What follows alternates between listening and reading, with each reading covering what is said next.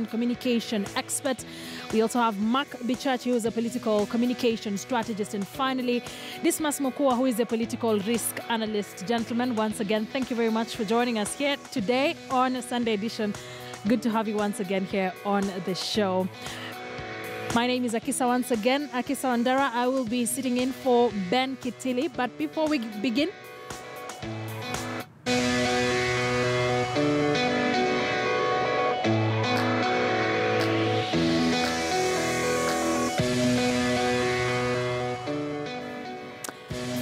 so before we begin to tackle the biggest political conversations that have been on social media and beyond this week in the country, I want us to quickly take a look at what's big in the newspapers on our dailies today. I want us, gentlemen, to start with the Standard newspaper. I think I'll share this one with you, Mutinda. So, of course, on the top page, Raila Odinga there, and the newspaper has quoted that he smells betrayal. He spoke yesterday at a burial in Siaya County, and speaking in parables, he said that he wouldn't be surprised if someone walked out of the journey to Canaan. I mean, it's only natural to begin with you, Mutinda. What do you think? Should this alarm NASA supporters?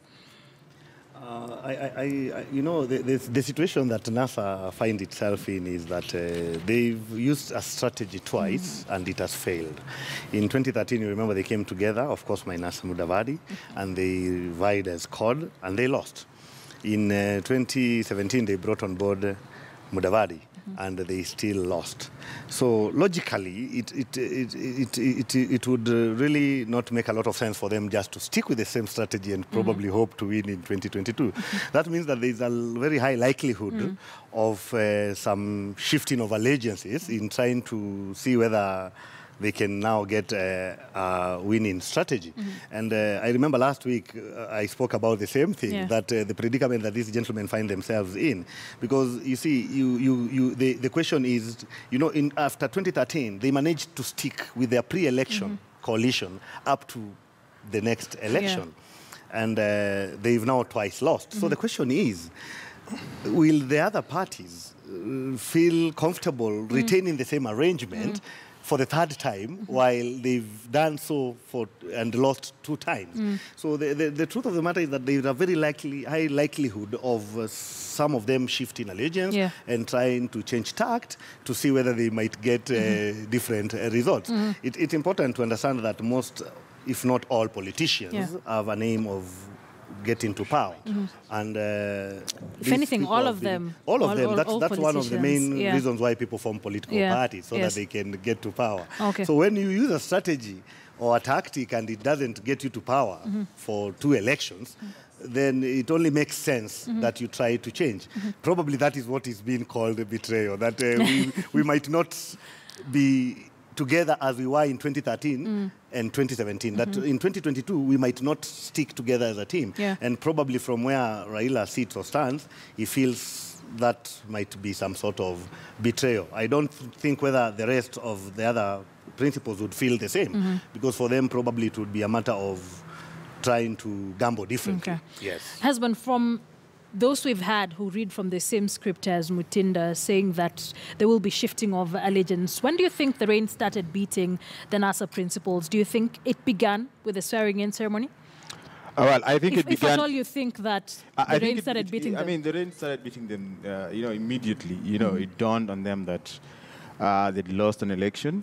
And I think the situation has been compounded by the fact that in as much as NASA has been telling Kenyans not to accept and move on, naturally, that is what is happening. Kenyans have essentially demonstrated that irrespective of what they would want to do, the default is they're accepting and they're moving on. And I think that is making it a lot more difficult for NASA. So when the Right Honorable is talking about Kenyans bracing themselves for the next phase, the question would be, next phase of what? Because we are essentially moving on.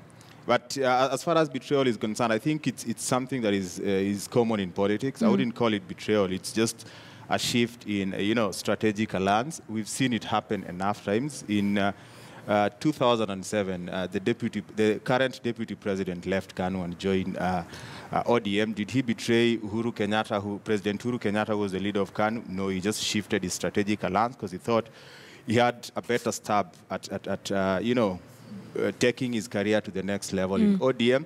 Then in 2013, again, he moved, from ODM to another political party. Did he betray anyone? So there is that thin line between what somebody would consider betrayal and what somebody else would look at a strategic shift, to a more strategic place that can take you to where you want to go. Considering that everyone is looking out for their own interests. Everyone is looking out for power. Everyone is looking out for their interests. But I think the Right Honourable Prime Minister Raila Odinga is in a very tricky place because he's been a reformist from, quite a very active age. But then he's fighting for a cause with a few guys who have never been outside the opulence of power. Okay. And it's a lot more difficult for them to survive. Mark, do you think Raila Odinga is alone on this one? I think Raila Odinga was alone even when he was running for elections. The only reason Wetangula, Mudavadi, and Kalonzo backed him up is because they did not have a valid candidature themselves, as Mudavadi proved in 2013. And therefore, he was the only natural person to which to cling to, because in Jubilee, there was no third position, there was no fourth position. The ticket in Jubilee was solid. And therefore, the only person they could have supported is Raila Odinga. It is not for love that they're with Raila. And in fact, it's neither also for the intrigues of policy or the intrigues of something they believe in. This is simply political survival. But the question that Raila Odinga must ask himself is, what is his succession planning? This is really what it's about. That we must begin to realize that Raila Odinga's political career is not immortal. It will come to an end, whether by his retirement or by an act of nature, but it will come to an end. The question, therefore, is what will happen after that.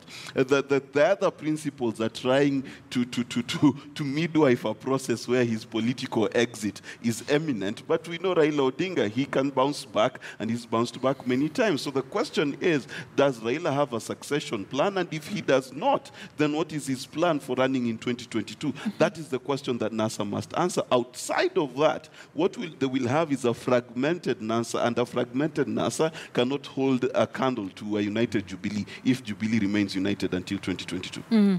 Dismas, finally. Well, if you speak to Raila Odinga, he will tell you he won the elections in 2007, but he was not declared winner. He would also say last year he won the elections, but he was not declared a winner.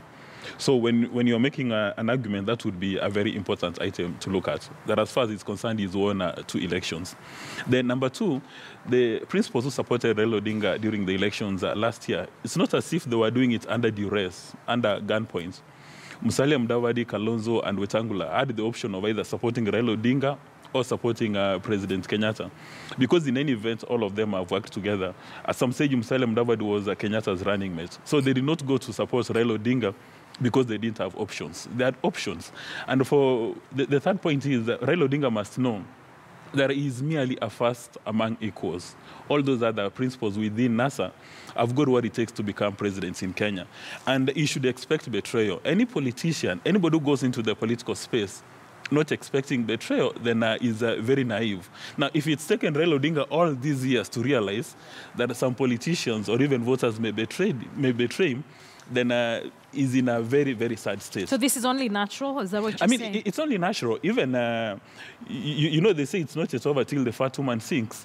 When you're going to sign a pact, when Uhuru Kenyatta was going to sign a pact with William Samoei Ruto, he could not take it to the bank till it was signed. And even when after it's been signed, a politician can do a quick U-turn. I mean, President Kenyatta did that on Musalia Mudavadi. They signed a pact, witnessed by lawyers, but a few minutes later, there was a quick U-turn. So Raila Odinga must realize that every single politician has got their selfish interest that they must pursue proactively, with all the energy, with all the vigor. And at this stage, he must be prepared for that exit. And it's important for him to realize that as the dynamics play out, the people he's supposed to be worried of is actually his kitchen cabinet. Because we know for a fact that there are so many politicians, especially in Nyanza province, whose political careers will come to an abrupt end when Raila Odinga is not in the ticket. So these are the guys who've got the fear of the Lord in their system. They'd want to push Raila Odinga Whether or not he wins, they don't care. But for them, they will retain their parliamentary seats. They'll be given leadership opportunities in the Senate and the National Assembly. They'll be running around in GK vehicles while Raila is making noise outside. So it's only fair for him to go back to his kitchen cabinet and ask himself whether or not the advice he's receiving is very solid. But for him to expect that Kalonzo, Wetangula, and Musalia Mudavadi would just take a back seat and stare at the sun and let's wait for 2022 and we support Raila Odinga again. No. If he wants their support, they have to go back to the table and renegotiate afresh and say, we have to do this. And you recall Bon Kalwale made some revelations a few days ago which have created a storm. When he said that in the NASA arrangement, the only party which is not going to present a presidential candidate 2022 is ODM. So as far as the NASA instruments of the instruments that brought them together are concerned, you only have 3 presidential candidates. You have Musalia Mudavadi, Kalonzo, and Wetangula. So if anything, if there's anybody who's going to betray anybody, it's going to be Raila, who may not respect that NASA coalition arrangement. But again, he's also been betrayed before.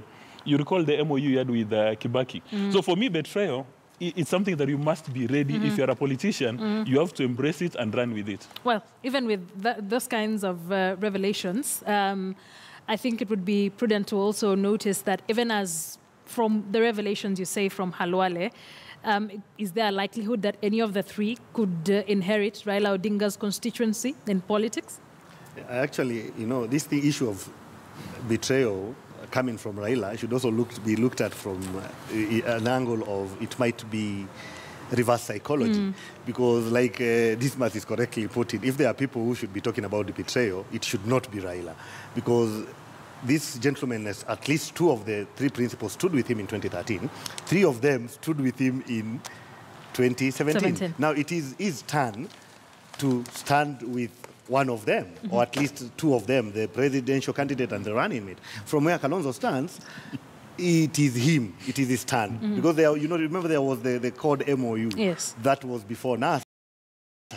That was saying that Raila runs and then the other time Kalonzo will run. So from that now, Kalonzo's position is that he should be the one to be supported.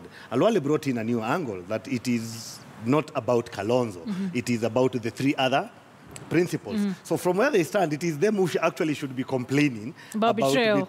So I think he is preempting that and playing reverse psychology on them, so that it even now becomes very difficult for them to cry the same, that they are being betrayed. But in the real sense, if we are to put things into context, it is not time for Raila to be betrayed. He's been supported twice. It is now his time to support others. And if he's determined to be on the ballot in 2022, then it is him who will probably fairly be accused of having betrayed the other principals. All right, I want us to close it on that. On page 2, there's a story on the teachers' strike, or rather the transfer of teachers from up north after that attack on teachers, killing 3 of them. More teachers want to transfer amid the threats of terror. I want to begin with you, Hesbon, on this particular story that has been making headlines for quite some time now.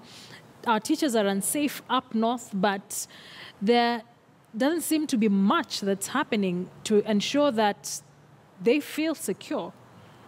Well, Do you think we're failing on this as a country? I think yes, and you're failing on this on many fronts. So you cannot really point an accusing finger at one particular entity, because if teachers from up country are being targeted, what exactly are the locals doing? And if you're talking about a country that is one, how is it that we have a government that cannot protect its citizens? So, and if you talk about TSC transferring these teachers, the next question would be then who would teach in these areas? Because the mere fact that they have a sizable number of teachers from up country or other parts that are not northeastern means that probably they don't have the capacity. So there are so many things to be addressed in all this, and we should take this opportunity, the crisis that has presented itself right now, to address some of these issues. How do we get more teachers to northeastern areas? How do you ensure that the locals are given the capacity? And to, on a very serious note, how do we ensure that irrespective of where you come from, you can work and live and do business anyway. I think those are very weighty questions that go beyond what TSC is doing, because I don't think transferring these teachers to safer areas is solving the problem. Because again, you're leaving a gap that probably cannot be filled by the locals. I've also had an opportunity of doing a study on how terrorism has been covered. And you realize that it reaches a point even the locals don't want tenants from other regions for the simple reason that now their properties are being attacked. So it's not just about teachers, but I think the issue of teachers has brought to the fore a very serious issue in the northeastern part of Kenya that we need to attend to and the government needs to take a lot more seriously. Do you agree?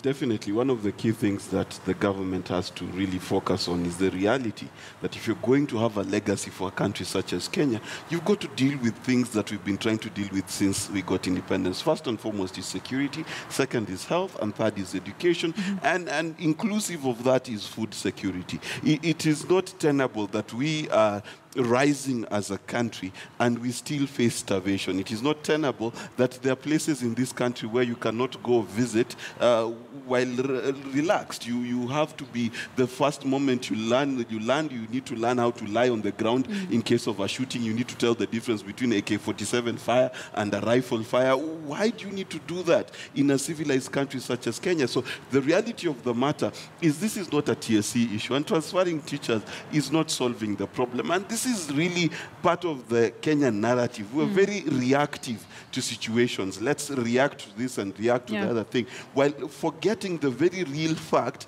that we need to think about the outlying areas of our country, starting with the Samburu areas, the Turkana areas, the northeastern areas, and indeed large swaths of the coast. We need to start thinking and saying, how can we integrate these communities and these people into the national cake that we keep dividing among politicians, but instead divide it among people and make sure that these people are able to access healthcare, they're able to be kept secure, they're able to be food secure, and they're able to live what is a decent human being life. And that's what we need to push for. We need to get to the point as a nation where we're having conversations about such things. It does not make sense where that 50 plus years after independence, we have people who are facing starvation. And if you're going to face starvation, trust me, insecurity is next to starvation, because guess what? I will steal your mango. I will steal your chicken. And if I'm able to steal your mango and chicken, and ISIS and Al-Shabaab and the rest come and offer me 10,000 shillings to go blow myself up, that's what I will do. So the reality of the matter is you cannot separate terrorism from poverty and the radicalization that comes from a people who feel disenfranchised. So then we need a holistic, to look at this holistically as a country. And that's what has to be Uhuru Kenyatta's legacy. Yes. Discuss quickly. I want us to move to the Daily Nation. Yes. You cannot treat malaria using Panadol. And that's what the Teacher Service Commission is doing. If we had a very solid government today, the entire management of the Teacher Service Commission should have been fired. Because what they're doing, they're engaging in acts of discrimination. That a kid in Nairobi can go to school while a kid in Mandera or Wajir is not attending school. So by transferring teachers, they're now creating a new best practice. In the next few days, there's going to be lack of water in Kisii, my home, and then the teachers in Kisii will say, since we don't have water, transfers to maybe Moranga. Yeah. The teachers in Mount Elgon, they're going to say there's a bit of insecurity. Transfers from Mount Elgon take us to Nairobi. And in my view, what the president must do, and his principal obligation when he was sworn into office the first time and the second time, is to protect and secure lives and properties. That is his fundamental duty. And it means that we are facing challenges in managing terrorism, that we are not working with subject matter experts to get good intelligence to manage terrorism. Because it beats reasoning that the terrorists can go to a village and pick out upcountry folks only, or people who are not natives of the local counties, give them a beating, kill them, and then go back without anybody knowing. A few days ago, I saw Dr. Matiang'i giving very strong instructions, especially to cattle rustlers. I hope he's doing the same in those affected counties by saying that I'm going to fire all the chiefs, the assistant chiefs, essentially the entire national government administration for failure to do work. Because when you transfer teachers, that's a very lazy approach to issues. And it seems to me that a majority of our public servants are just lazy. They get reports teachers have been affected. Instead of even going down, consulting with the relevant arms of the government, they just say, transfer teachers. So what happens to that kid in class 6 who wants to be a medical doctor to come and sort out KNH who is in Wajir? So do we just leave them, say, okay, the terrorists have given us a beating, let's secure Nairobi and the environs, and we leave those guys all alone? Okay. I think there's a fundamental failure in how we collect our intelligence system and whether or not we can actually reward people. Because, you know, you can have all the drones you want in Somali, but if you're not secured your homeland, you're wasting time. All right, let's take a look at the Sunday Nation. The top story on the Sunday Nation: ICC suspect now ready to surrender. Tired and broke, Walter Baraza says he has known no peace since the International Court issued a warrant of arrest against him 5 years ago and is now ready to surrender to the ICC. This definitely bringing back to the fourth the ICC question in the country. Mark, what do you think? ICC, comedy of errors.